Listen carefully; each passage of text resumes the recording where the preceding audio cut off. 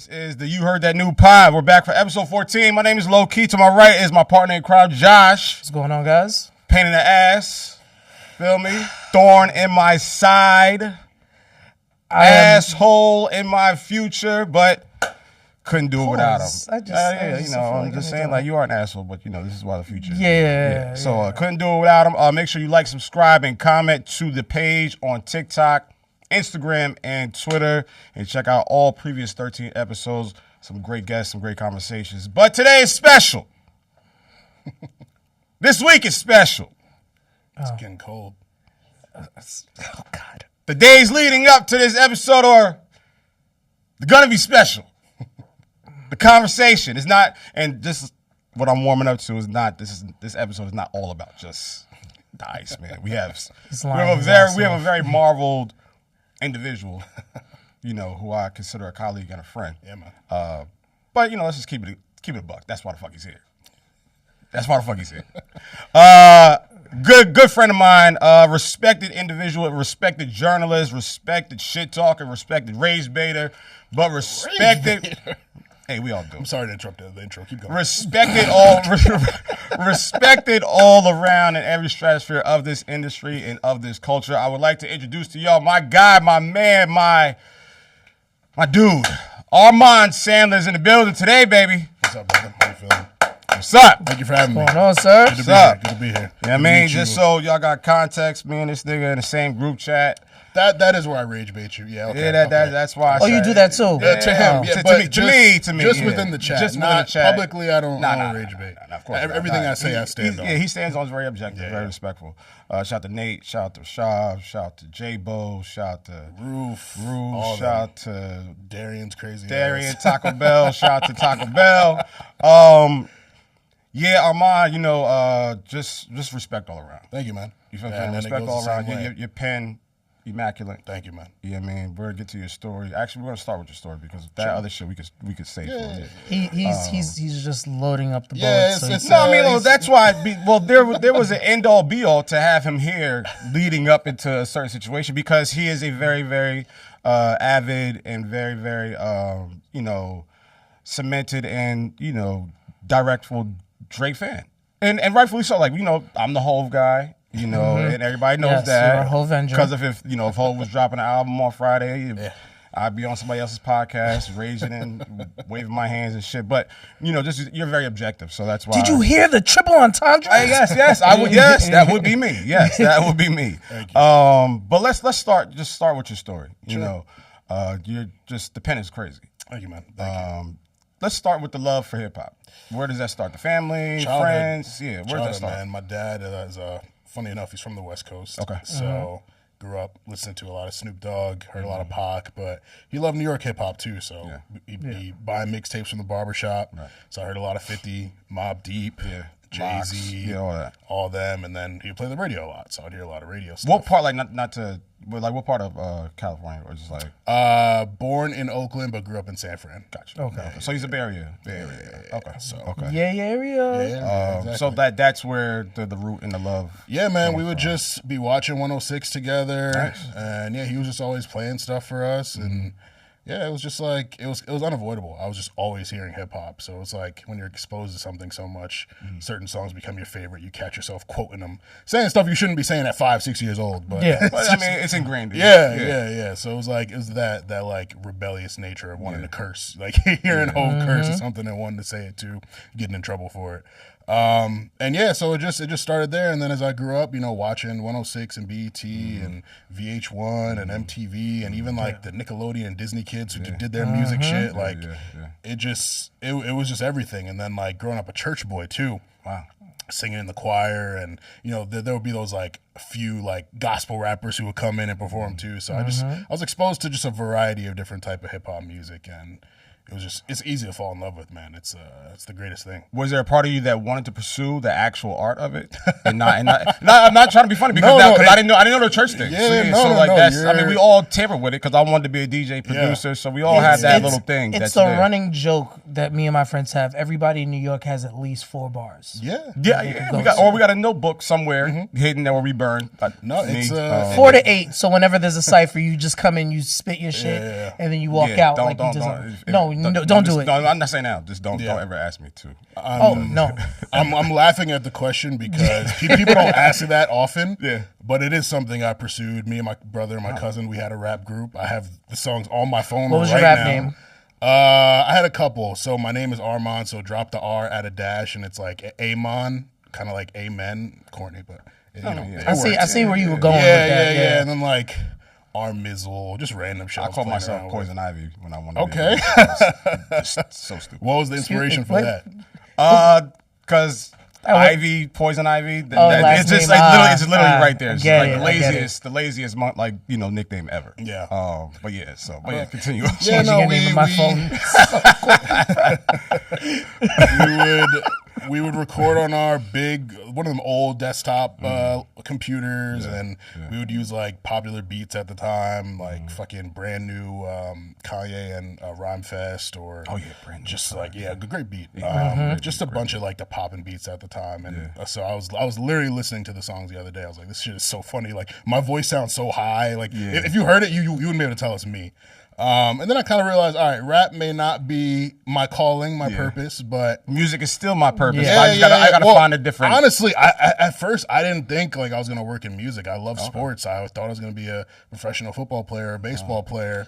Same. And then after, I mean, and again, that's another natural thing. Like niggas got 4 bars, and then niggas also think, yo, I'm making the league. Like that's just like, niggas and then you realize in the park. Yeah. Like, then you realize you're like, oh yeah, I'm 5'8". I'm As cliche as it sounds, like I love.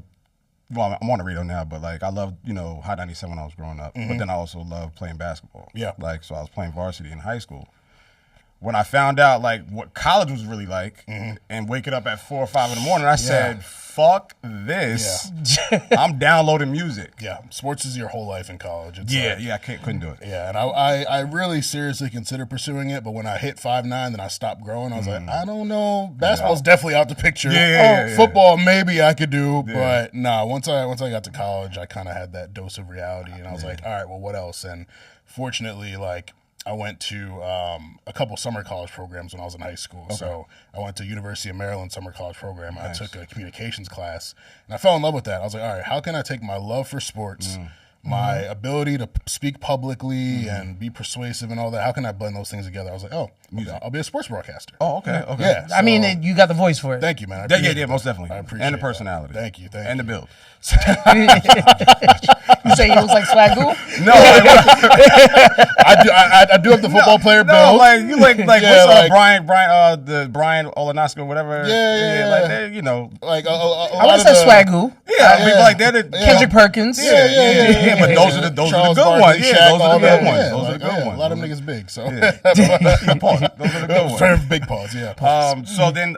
So now where do we go to school? College? I went to Cornell University. Cornell, you smart motherfucker. Smart son of a bitch. It bleeds through your writing and it bleeds through your jokes because you're condescending as fuck. Oh yeah. You gotta be. You have that upper echelon that you look down on people, and I love it. It bleeds through. But you're that good. It's fun. It's fun. Like I can kind of get down in the mud with niggas, but then I can also hit them with the high level intellectual jokes. What do I always say? I say the same thing. It's just like sometimes it's just no, but see, like you like to do this shit publicly.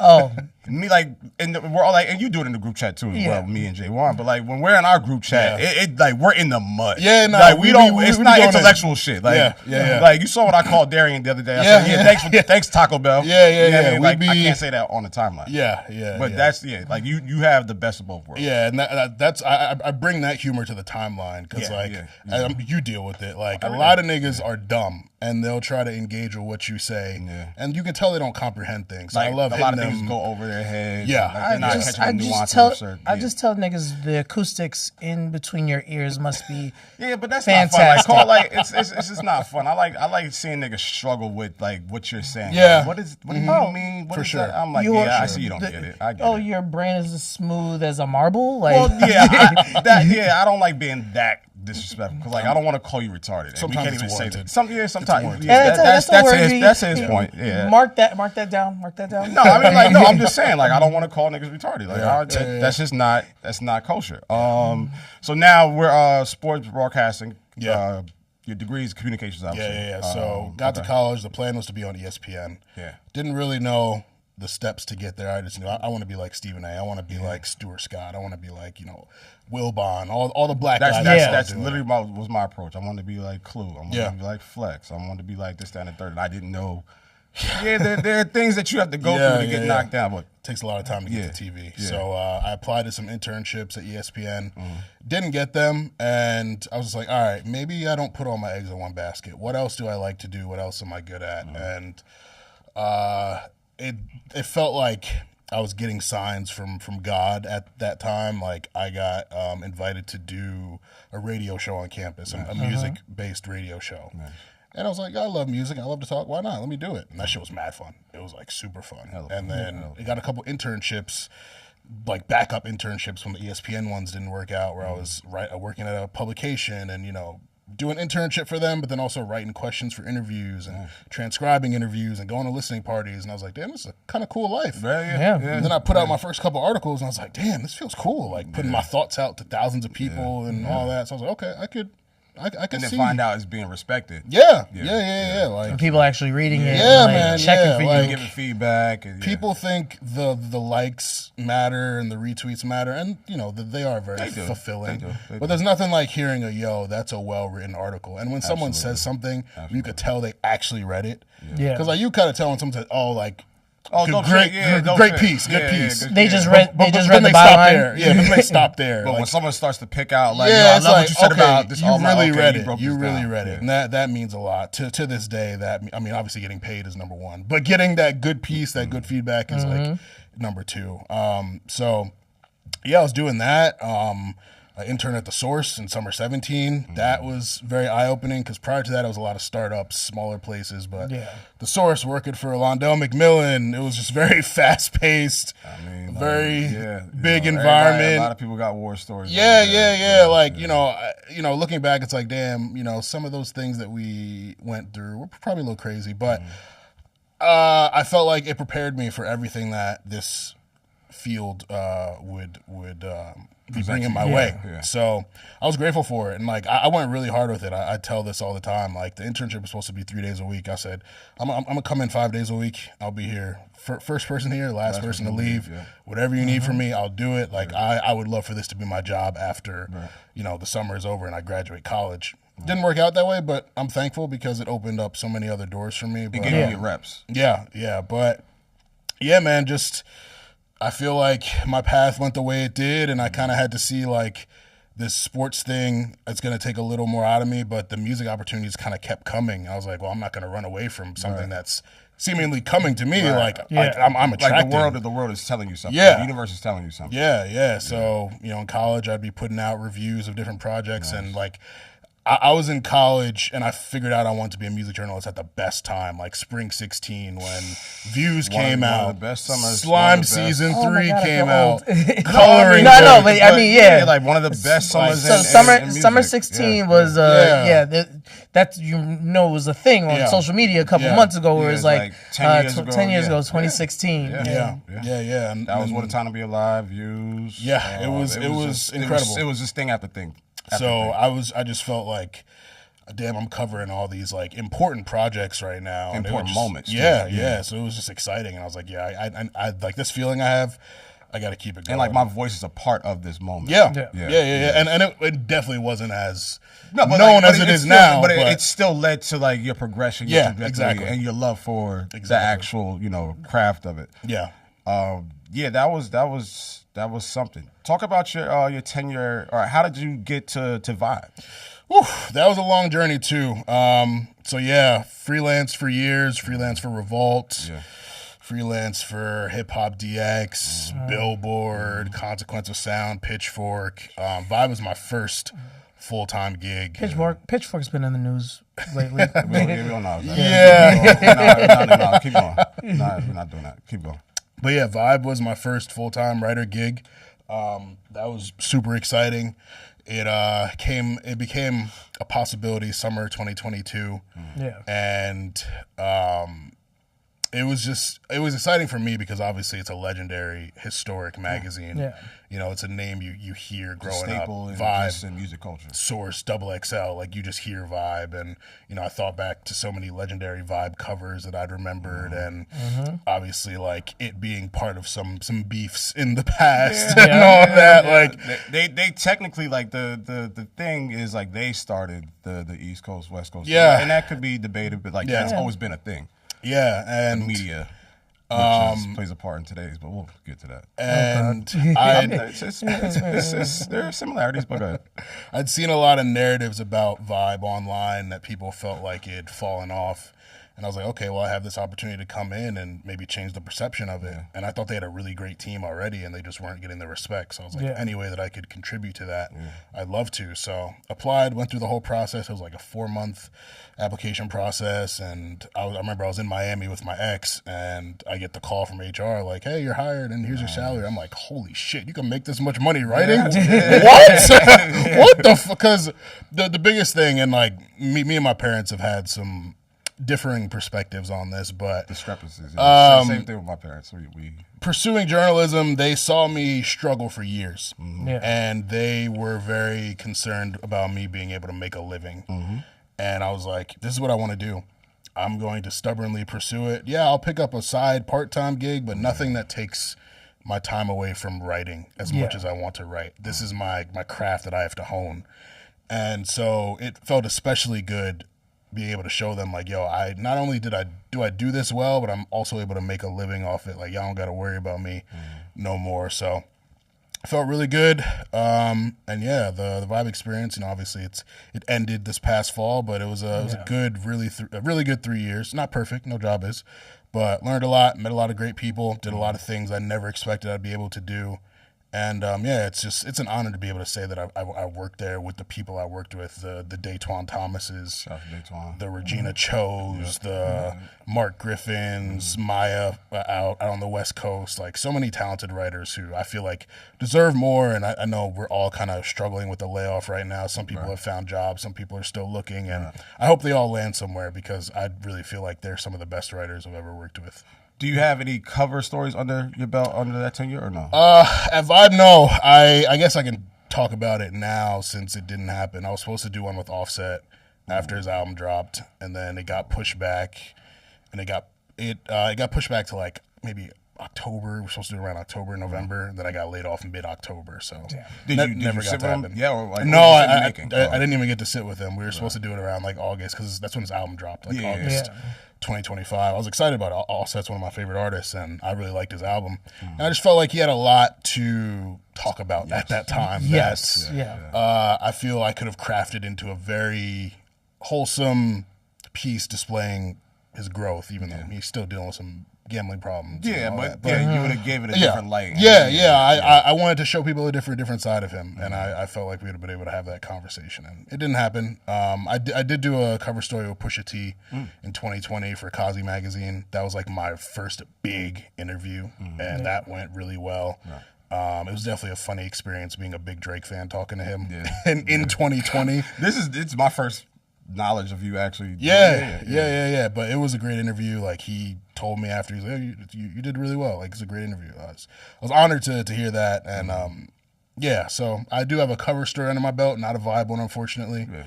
But cover story is cover story. Yeah. Do you have your dream? Like, is there a bucket list that you? I mean, we know who's on your. Yeah. Well, no, you know what? We're not going to speak for you. Of course, I would love to interview Drake one day. Right.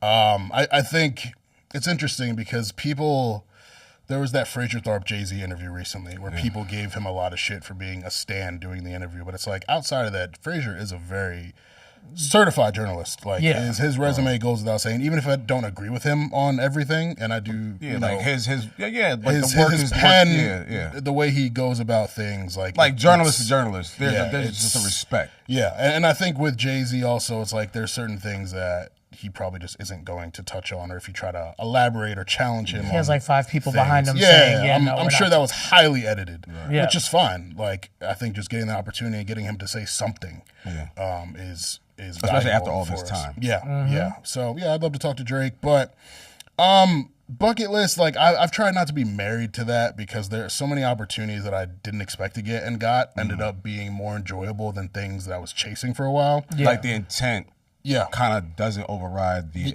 actual opportunity for exactly. Yeah. So I really just go with the flow. I just try to do my best with whatever comes my way, and I'm just grateful for all of it. So, I mean, and it's crazy because I've been saying for years, like, I don't want to write forever. Like, I podcast too, and I love doing that. I've got other interests, so like I've been trying to really think. I'm like, am I still happy, fulfilled doing this journalism thing, or do I want to pivot? But I mean, I'm still getting I mean, that's the question right there within itself. Does it? Does writing? Because now, like, you know, we have different forms of expression. Yep. You know, we got this. You know, we got the evergreen type interviews. You know, we got things that, you know, just on, you know, streaming. We got all that type of stuff. So it's like, you know, I can ask you, like, does writing, like, if like a Rolling Stone called you, or if a GQ called you, or or a Variety called, like, whatever, like, would it still fulfill you, or would you still have that notion you just had, like, oh, I don't want to write forever? Yeah, I mean, that's a great question. I mean, I think there's some opportunities that you can't pass up. Like, if New York Times hit me up, nigga, I'm there. Yeah, I'm there. GQ hit me up, I'm there. Right. And I almost freelance for them years ago, but it fell apart on the artist side, which was annoying, but whatever. So, yeah, I mean, I think it's a matter of, I've been doing this at a certain level for a certain time. I know my skill level. Like, there's certain big shots that I'm not, like, I don't need to hit them, but if they do come my way, I'm taking them. So that's really it. But yeah, man, I'm interested in, like, not putting myself in a box and showing the opportunity range. And you're open to just new experiences. Yeah, I feel like you have to be as a creator, like, especially in this day and age, in this industry where everything is getting cut short, layoffs, this, that, and the third, or things aren't as popular as they were 10 years ago. Yeah, it's different. Like, I remember coming up in 2016, 2017, 2018, and like, that was when people were just pivoting to video. Yeah. And now video is the main thing. And now it's short form video. Yeah. Like, we'll put out a podcast episode that's like 90 minutes and just clip it up. Yeah. That's really what you have to do. Like, our YouTube shorts do better than our full episodes because people aren't sitting and watching full things. Like, I feel like most video interviews nowadays are like 30 minutes tops. Like, people don't typically go longer than that. And I'm like, damn, like, because I used to be the type of guy, like, bro, I would listen to the Joe Budden podcast twice a week. 3-hour podcast, and I would watch it sometimes too, and then I would listen to other pods, and it was like, it was nothing for me. But people now, there's so much content to consume. It's hard to commit time to one platform that's doing something mad long. So it's like, or people just commit to like one to 3 podcasts, and then that's it. That's like, all right, like I'll listen to Joe every once in a while. And then it's just basketball podcasts. And like, I'll listen to like Windhorse and like maybe a Knicks podcast. Yeah, and that's the thing. It's music pods, sports pods. I'm a wrestling fan, so wrestling pods. I try to throw in some self-help stuff or just some funny stuff like culture pods. So it's a lot of content, and there's like so many different platforms throwing bags at people, like so many celebrity-led ones too. Like, it's a new one popping up every other day. It's like, it's really overwhelming. If you are throwing a bag, you heard that new. Bro, shut the fuck up. For the love of God, we're talking to this nigga. Save that shit for the end. Like, God damn. Like, let this nigga get I support it, though. I get it. But throw like, my dogs a bag.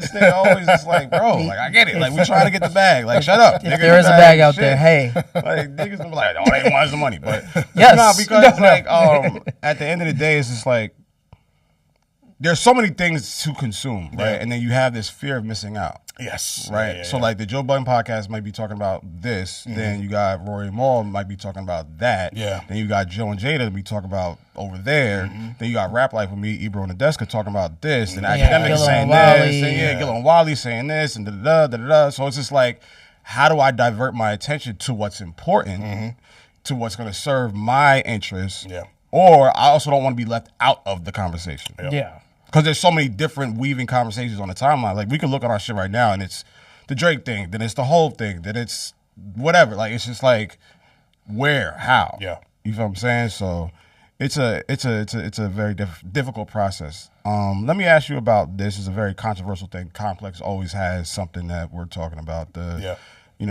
power media, the hip hop media ranking. Yeah, powerless. What? I thought you said powerless. Oh, I mean, hip hop media power rankings. Yeah. What's your thoughts just as the whole?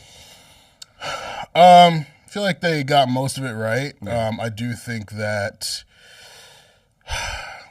and this is no shade to the people who are like towards the top, but it's like, it's typically the same names. And it's like, we could use some fresh voices in hip hop. I feel like there's not enough young people who are kind of driving the conversations. Like, respect to Joe. I think Joe does a great analysis. Charlamagne, legend in the game. Who else was towards the top? I think Joe and Jada were in the top 5-ish, maybe. Yeah. They're great, and they're new on the scene, but they're legends themselves. Yeah. But there's not that much presence of young people, and if there are, they're like streamers, which great, but I don't think they bring the same level of analysis, nuance, critique. Yeah. They don't necessarily do interviews the same way, so it's like I would just like to see the space. I would like to see people who are in those positions kind of be someone to lift people up, lift up younger voices. Like, I feel like that hasn't been happening enough lately in media. And there are a lot of great young people who contribute a lot to the conversations. Like, obviously, Gabe P is already well established, but I think he's someone who should, and obviously he's on the radar's huge. Gabe is that guy. But St. John's. What happened? He went to St. John's. Yeah, of course. Salute to y'all. Yeah, I just feel like it's time for some younger voices to really take over. So that's my only thing. But I don't have any issues with it. I think it was a pretty accurate depiction of the space. I was intrigued at the inclusion of hip hop pages on Twitter, like Kirko. Yeah. Like, I don't consider that media just because you're posting when albums come out, or just reposting clips. You're not. There's no everything. Yeah, there's no opinion. There's no analysis. You're just aggregating stuff, and sometimes they do get exclusive info that they announce, and that's great. But if I can't put a face to the name, if you're not actually like critiquing or analyzing things, then I don't consider you. If I can't take something, like if I have to only look at your timeline to see that's where the content is, like I can't see anything else outside of Twitter or IG, whatever the case is. Then it's a conversation. It's like, all right, well, what's the other value to this page or this person? Exactly. Yeah, and it's funny now with a lot of the younger kids that are coming into it, they're following the ACK formula of just being reactionary to things instead of actually doing research and. Which is working for those individuals. But then it turns, which is funny because for all these years, Act was the young guy, and now those same kids that are coming up under him are like, do y'all listen to Son? And this is not a shot at Act because what he does is what he does, and he's number one for a reason. But now it's like the younger generation is like, all right, now you're old, and now it's time. So I think in the next couple of years we're gonna see that transition. I'd love It happens all the time. Like when there were old people around during the blog era. Everybody else in that blog era came in, and you guys took over. Like me, the SKs, the Info. Well, I mean, Info was on Hot 97, so she was already cemented. But Two Dope Boys, Shake and Mecca and. Just it's the real on Smash, like list goes on, like SOHH and OK Play, like just like all that was just like, yo, what the fuck is this? Like who are they and why do their voices matter? And we proved why our voices matter. And I think now we're seeing a surge from that younger new thing where we're like, what the fuck is what? But now it's like, all right, well that's the game. Yeah. When we were coming up, this was the game. Yeah. The blogs were the game, and we positioned ourselves and took a chunk for a couple, damn near a decade, and showed this is what's the new thing coming up. For sure. Yeah. So I can't, I don't disagree. I don't agree with everything Act says or a bunch of that area, but I understand it. I get it. Yeah. And I respect it, but it's not my cup of tea. For sure. I'll leave it at that. It's not my ministry. I'll just leave it at that. We might as well get to it because it's just. Well, no, before we get wrestling. Let's do it. Y'all got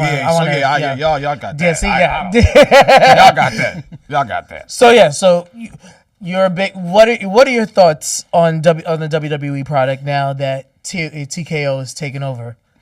It's funny. I sent a long voice note to a friend today because I was just talking to her because she watches too, and she was giving me her thoughts on the product. I was giving her mine. Like, TKO is kind of looked at as the like big evil corporation thing, and it's like it's one of the new buzzwords. Like whenever anything bad is going on, I'll blame TKO, and I think to a degree they are influencing the product. I know people complain about ads on the mats or commercials or pay cuts for superstars, and honestly, I just feel like the conversation around WWE currently is about everything else more than the stories, the characters, and the matches.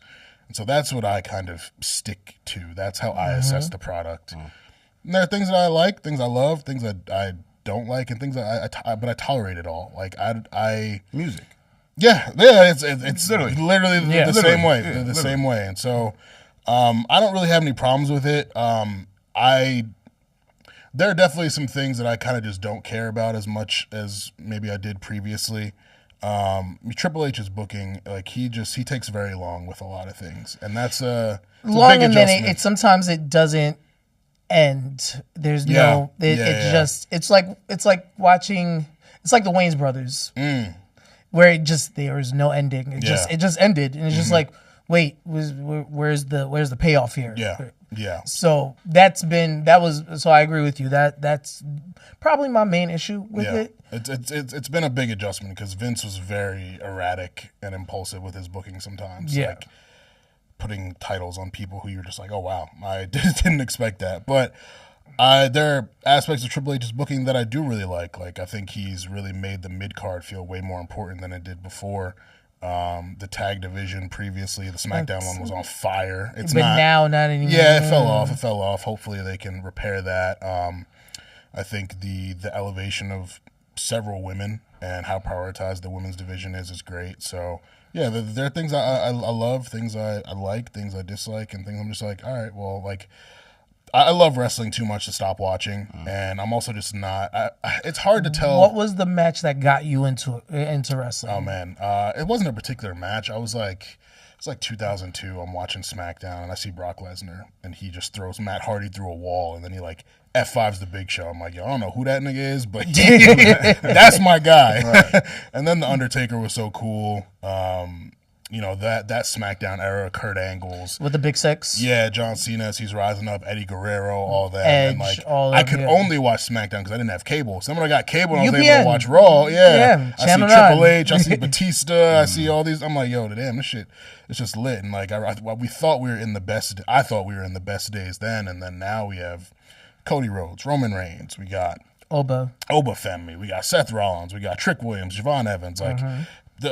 And I think one of the annoying things for me is like all of the fans who like left the product and then came now and they're like, oh, who are these new niggas? It's not the Attitude Era. It's not supposed to be the Attitude Era at all. But the company's doing better than it was in the Attitude Era. It's kind of like hip hop. Hip hop became the biggest genre in the world and people didn't like it because you got the auto-tune niggas and the minute 59 second songs and all that. But it's like the genre's thriving. So like, do you want to see the product do well, or do you just want to see what you want to happen? And I think a lot of wrestling fans get too consumed in outcomes and the outcomes they want rather than the outcomes that make sense and who is actually the money makers and prioritizing them. It's still a business, bro. That's the biggest thing, man. Yeah, it's the main thing. It's still a business. Yeah. It's still a business. Yeah, I got into an argument with a friend because I'm like, he's just like, oh, TLK's ruining everything. I'm like, they do these cuts at the same time every year. Yeah, it was before TKO. Yeah, I was like, they do these cuts every year. They cut niggas in the pandemic. Yeah. Like, they was like, hey, man, the world shut down, but hey, you'll survive. We got to get Don't you off the worry books. about it. Like this happens. I'm like, the only surprise is the one that everybody's surprised about, which is the New Day. Yeah, that was a genuine surprise, but I you wasn't mad at it. Neither was I, and I think they're going to do really well on the independent scene. Kofi is going to make so much money, and then Woods is just intelligent. He's just a merch king. Yeah. So, side note, that's my daughter is named after a wrestler. No, I had no idea. Yeah, Piper is named after Roddy Piper. I love that. That's fire. We did her first birthday party. We did a Piper's Pit. That's tough. Her smash cake was a coconut. That's fire. That's fire. That's fire. Would you explain, because I'm not that big into wrestling, but obviously hip hop is my thing and like it's sort of an entry point for me to care about wrestling. But there's been a lot of noise about like a lot of artists being removed or just like excluded from the dub? Like I'm just like, this is me. Like, explain to me like I'm a So 5-year-old. West Side. Like West Side, I'm laughing Wale, 'cause Travis. Like I don't know like what's the disruption because you know Wale and Shout the Cast. You know they have Wale Mania, right? And they've been doing that for a minute. And then West Side is a huge fan. You know, Peter Rosenberg's, Travis Scott was supposed to. Lil Yachty's in there. I think what Offset was. And wrestling is for the niggas. Right. So that's why like I'm just explain that disruptive part that I'm now starting to for sure. Yeah. I mean, I don't know too much on the inside. I am a few degrees of separation from Wale. I don't know exactly where he stands with them, so I'm not going to speak on that. I know he had some frustrations when it came to Wale Mania, and that's why he ended it. I don't know specifically what they were. With regards to Travis, he was supposed to be more involved, and then apparently he did not want to do the mat backed work. out. Yeah, he didn't want to do the mat work. That's apparently. what I heard. So, but it's like fine. Like you were kind of annoying in the program, anyways. West Side Yachty's Gun, great though. Yachty's great. I fuck with what Yachty's doing. Though. Yachty's doing really well. West Side Gun, he'd been illegally sampling their entrance themes for years, and they would have to copyright strike them, and then all these fans like, oh, And come on, using copy infringing on photography. yeah, for his like album using covers. Chris Benoit images. Like if you know the Chris Benoit story, you should not be highlighting what anything related to Chris Benoit on your album artwork. And so he just stepped over a lot of lines and created a competitor. yeah, and I know he got like kicked out of a show once that he bought tickets to, but it's like, hey man, like ultimately they kind of have the right to do that. I'm sorry, like and if you're it's a business for just West Side just specifically. it's more so like business. it's not them coming down on hip hop. It's not. I don't even think they're targeting him. It's like he's done things that have rubbed them the wrong way. It's just like stories, like story after story after story that I'm seeing about like people that I know that were involved, and now I'm seeing like a disruptive But part. then But now understanding it, then it's like okay, I get But then it. you have somebody like Yachty who actually really like in the beginning I was just like, oh, this is gonna be annoying. But then he actually respects the craft, shows up, and gets he's his like, ass I want to. beat. He's like, I want to. If I'm gonna do this, I'm gonna do it the right way. I'm gonna show up. Okay. If they had house shows, he said he would do house shows. Okay. And like he's doing it the right way. Like the gingerbread man That was thing, incredible. that was hilarious. I was just like, okay, Like, all right. this is what he gets this is what wrestling is Yeah. built So on. he's climbing the ladder in the most respectful way. He's putting in the work. He's putting in the Yeah. work. Like it's a lot of celebs who come for the look, and they disappear. But like Yachty was at multiple shows a year, like showing up in cities outside of Atlanta. He'd be in New York. He'd be in a random ass city just to be there. And the wrestler he's working with, Trick Williams, like they had a good relationship. I've interviewed Trick a couple times, and it just seems like Yachty has a genuine love for it. So like if you fuck with the product and you respect the product, I'm not mad at it. It seemed like Travis was more so there for himself and what it would do for him. Wale had a genuine love for it. He did the rap battle on TV, and he would do commentary, and he helped with entrances. So.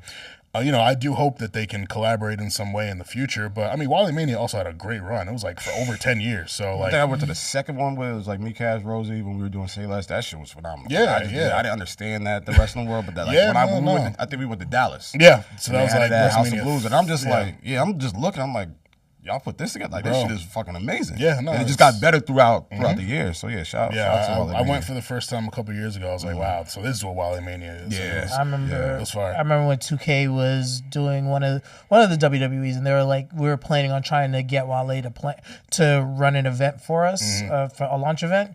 It just didn't happen. But every time I've seen pictures or I've seen videos, I'm like, oh, this looks crazy. Nah, like to experience that shit, and I'm not the biggest wrestling fan, but I'm like, I get it. Yeah. I understand like the cohesiveness. Honestly, of it. reminds me of a Palooza.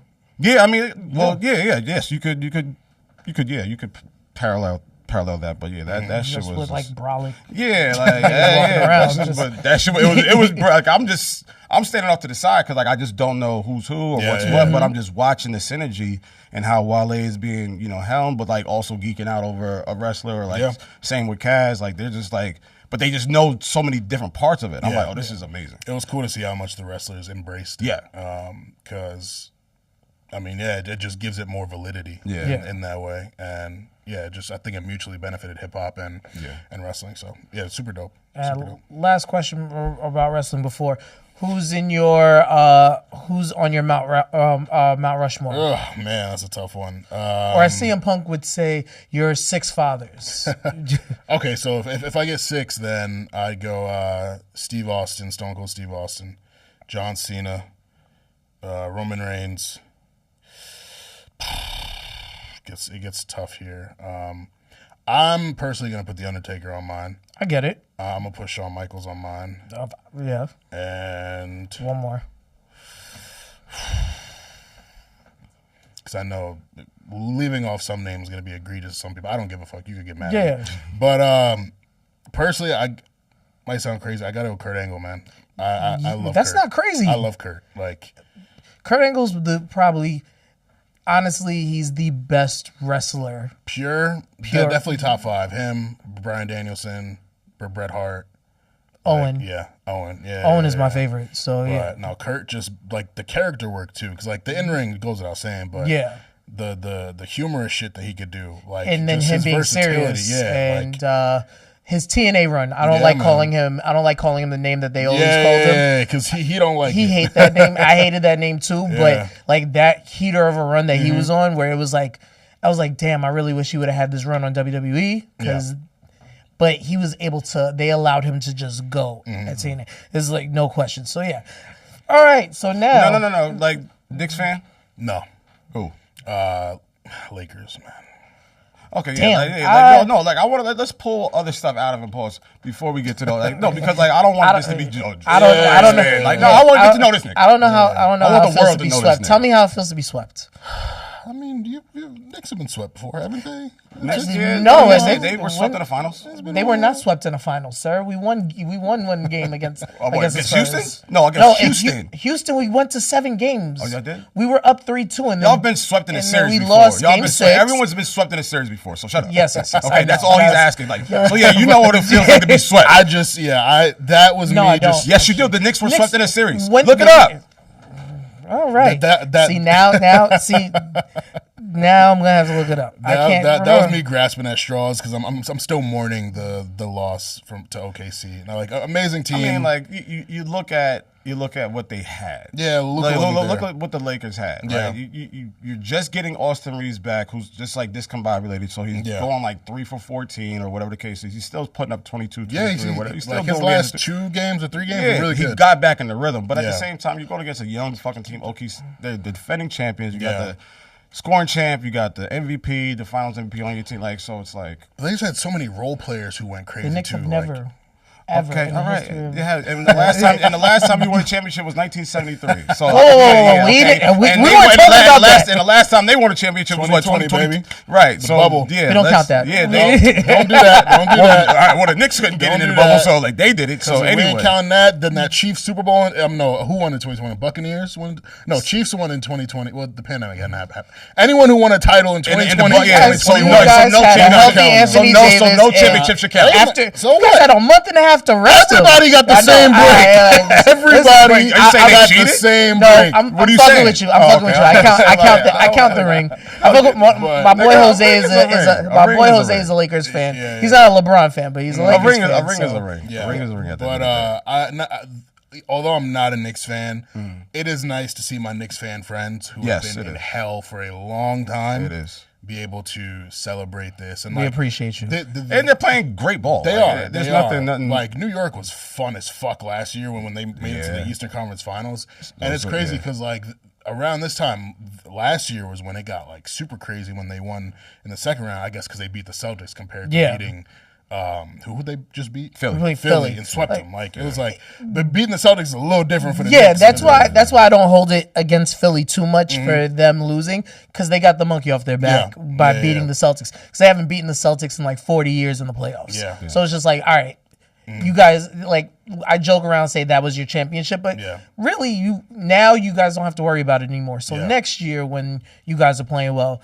You have to worry about smacking the Celtics around. I mean, like all right, we saw them get swept, and it pretty much was we saw that happening. Like maybe 5 games. If You guys it was you talking the Lakers or Yeah, Sixers? no, Lakers and OKC. Oh, yeah. I mean, bro, I had a lot of delusional hope going into this series. I thought if we Luka could come back, if we could just extend it to a game 7 and we just get Luka on the court. I think the noise was that he was coming back game 3 or 4 or something like that. Yeah, but that was Luka's presser came out. He was just like, "Nah, I was not close to coming back at all." And it's tough because we had like so many role players step up. Like Marcus Smart was great. Luke Kennard was great early on. He kind of fell off. Rui became a fucking sniper. Rui's really stepped up. Jackson Hayes, the dude. Tiro, whatever his name is. Yeah, the rookie. Like, and then LeBron being LeBron at 41. Like, it's just like, hey, man, like, there's that sliver of hope. But OKC, like, outside of SGA, you got AJ Mitchell going off. You got Kaysen Wallace going off. You got Caruso. Like, they just have so many guys. So many pieces. Like, and when they fit together, don't miss. They don't miss. Like, even if one guy's having a mad game, you got to worry about everyone else. And they got dudes on their bench who would start on most teams. Probably. Not even their bench. People that are riding the bench that don't even play in the playoff games. Whatchamacallit? What's his name? Crap, I can't forget his name. Who's actually a sniper, a 3-point shooter? Joe? Is that Isaiah Joe? Not Isaiah Joe. Damn, I can't think of his name. Is it Murray? I forgot. No, I forgot. Regardless, okay. So what do you think you guys should do this summer? Keep Reeves. LeBron? That's tough because throughout this season there were periods of time where I was like, you know what, man, if we could get his contract off the books and get some more depth. I mean, we could be having a different conversation. That part of the season where all 3 of them were playing, it looked great. You guys were clicking. It looked great. But there were some games where Braun took some time to adjust to being a third option. Yeah. And I don't even think it was an ego thing. I think just naturally he'd never done that. Right. And it was crazy because like he's an athletic enough. I mean, he's super athletic still, and a versatile player, skilled enough to do it. He isn't athletic enough to just be like, "Yo, I'm gonna just play the wing, and then I'm running down on a wing, for you to hit me." So, and it's crazy because I feel like there have been so many points through his Lakers tenure, and even when he was on the Cavs, where it was like, all right, they finally got this guy, so Bron don't got to be the number one option carrying it anymore, and he would still be carrying it. Like they wanted AD to be the number one option so bad, but it was still Bron. So I think with Luka and Reeves elevating way beyond what I expected, it was like, okay, cool, he can finally settle in, focus on certain areas, facilitate. And so it was awkward, but when they clicked, it was amazing, and I really felt they could have made a push to the finals. Where does because now he's a free agent. He is a free agent this summer. Yeah, him and Reeves. Yeah, where does he? Because he's got like 2 years left, if that. Yeah, I don't know. Do you think because he'll be 42? I know. Luka's about to be the face. Yeah. Reeves is probably going to demand more money. Yes. $40 million. Where do you put him? Do you let him just ride off? Do you put him on another team? If you're Bron? Just like as best as you could. What do you do? There's only one place you go, Bron. Stop with this New York shit, bro. Like, shut up with that. Like, yo, please, like, stop. Like, your marketing antennas always go up. I'm asking as a fucking basketball player. I'm not asking as a conglomerate. I'm asking as a basketball player too. That's stupid. But go ahead, please. There are some aspects that him going to New York would actually make some sense, but. I do think he wants to finish his career in LA. I really think he believes like this unit with some additions, with some tweaks, can win a championship, and I do too. He would have to just take the discount of all discounts. That's what I'm saying, and I'm like, is he willing to take a pay cut at this point in his career? I think he is. We know he gets so much money elsewhere. Honestly, he's probably underpaid, to be honest. Like LeBron James is probably worth more than he gets. But are you willing to take even less? Let us go get a good big like. What's been so frustrating about the Lakers since 2020 is like the roster that we had built with AD, Dwight Howard, and JaVale McGee as our bigs. So much versatility with the wings and the guards. They went completely away from that. Like you bring in Russell Westbrook, who's a fucking like he's a black hole. Like he just like and I love Russ. He like in his prime, in the most respectful way. He is incredible in his prime, but like at the point in his career when they got him is like. If he's off, he fucks up everything for everyone else. And if he's on, great, but it's like he's a fungus. It's an imbalance of when he's on. His gravitation is not what's needed because he's, as they would say, yo, he's with us once he puts up the shot. Oh, he's with us. And it's like going the other way, and he doesn't try on defense if his offense isn't working. Like, he'll hustle because he wants rebounds. Absolutely. But that's his best quality. Is like he never takes. He has a plays motor. off. Yeah. But yeah, what do you want though for your team? I need a better big than DeAndre Ayton. Like I Dominating? tried my best. You don't think dominating? Nigga, he dominate shit. Exactly why they lost. Yo, you saw the chain. You saw he got the chain, right? That's Yeah, exactly why they man. lost. No, I Exactly looked up why they his lost. stats. I was He like, has no hands. he averaged 8 rebounds this year. How? Like I would see so 'Cause many they games all where he just- had like 3. Like, They I'm all like, just fall to him. They literally, the but rebounds just fall to him. He's terrible. Like he's, and it, again, frustrating because that 2021 series against the Suns, he was frying us. He was frying AD. I was like, oh, this nigga, he's like that. Like, so I was excited when we got him. I was like, you contract put him year. with Bron. Bron makes guys better. Right. Luka makes guys better. Reeves can make him better, and he did not live up to what He's we not needed. what LeBron needs is and Luka, he needs a diving big. He needs somebody that can set a pick, dive to the rack, because DeAndre Ayton is a pick and he's a weird pick and pop. He's like a throwback pick and pop. So he's like Kevin Garnett, where he's like right inside the 3-point line instead of being outside. And then he just has really bad hands. He can't catch shit. There was one where LeBron caught him. LeBron had a crossover on the base, hit him literally in the chest with the ball under the basket, and he fumbled it. He was calling for the ball too. Then he looked away, and then I was like, damn, bro, you just shitting away all this money. Yeah. Even though he's probably gonna get $20 million this year. Hopefully not from us. We'll see. Not from you guys. We'll see. Yeah, We'll get him out of here. 2026, what does this hold for you? Because I know you said that, the writing may not be, and you got the podcast. Yeah. So, Podcast's doing well. Freelancing for Billboard right now. That's cool. I'm not sure, bro. Not getting too invested in outcomes Where do you see again. yourself? That's a better. Where do you see yourself? I mean, I just want to be happy. I want to feel fulfilled. I want to be making bread. I mean, would I love to be a voice that's even more prominent in the space? Like, absolutely.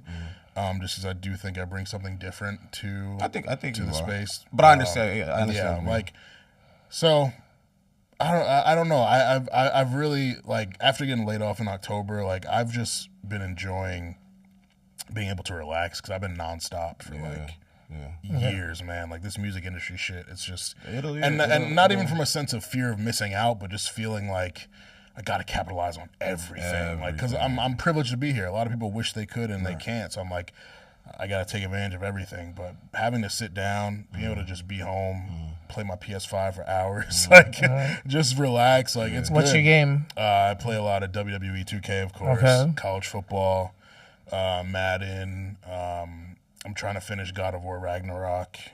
Resident Evil Requiem was fire.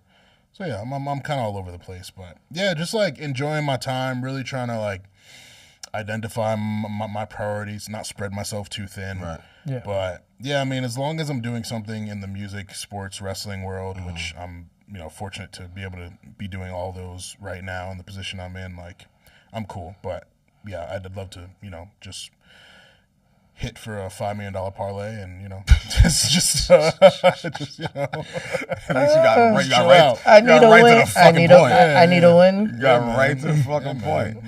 No 25 leg parlays. We doing those? I don't do those. I'm very surgical, like 4 to 5 legs. Yeah. Same, but then every once in a while I'll put like a dollar bet on like a you good got to. like You 25. never know. And I've gotten real close. My man so. put a $10 parlay on one of the games last night. He won $600. Yeah, man. Jimmy Butler, you owe me $1 million, Jimmy Butler. Well, nigga, didn't he like fuck his knee up? But this is when he was with Miami. I had a 25 leg parlay. Everybody hit. I just needed Jimmy Butler to get 15 points. It was against the Atlanta Hawks. He caught the ball under the basket with what's his name? With Trae Young guarding him. Turned around, put it up, missed. Got fouled. Guess what this bitch does? He has 13 points. He bricked both free throws. Yeah. So it's heartbreaking. Son, I've been there. I've been there a lot. I took a picture of it. I sent it to him. I was like, yo, Jimmy, That's a little too much. No, you got to meet up. When niggas start doing shit like that, I'm like, all right, bro, you got to set me straight. You got to set it right, brother. That's where I have like the disdain where like sports betting and like people sending shit to the athletes. Like I don't like that. It was a dollar bet. I mean, what? At the end of the day, it was. I know it was like a dollar bet. Jimmy, I read that. I'm like, nigga, suck my dick. It was a dollar bet for like 100 and something thousand. And it's also affecting sports discourse. Like niggas will call a player ass if you put him down for 30 and he gets 27. I'm like, bro, he's not ass. Like, he just didn't get what you wanted. I saw somebody put up for Shea because there was a point where Shea was putting up the streak of like 30 points. Yeah.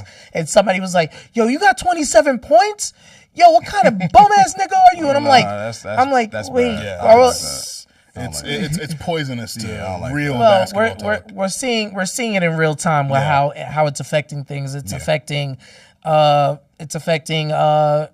injury reports. It's affecting players and the way certain players play.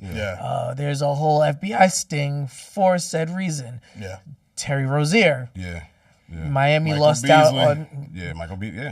I mean, Malik. I was about to say Michael Beasley. My fault. Mike is good. Mike is on his team right now. Michael Beasley's good. Michael Beasley's good. Yeah, Malik Beasley is in Puerto Rico right now playing. So it's I'm with you on hitting on the parlay though. One of the last questions we always ask every guest. If you could talk to younger Armand. Knowing what you know and the things you've experienced, what would you say to younger Armand? Right now. Yeah, for sure. I'd say lock in, man. There are certain areas of my life where I wasn't as focused as I should have been, having a little too much fun, focused too much on girls, and I'm still doing well for myself. But there are some areas where I'm like, damn, like if I did that, I could have maybe gotten here faster, or did that, I could have been there. But I try not to live with regret. I think everything happens for a reason, and I'm in a really good position. But yeah, just lock in for sure.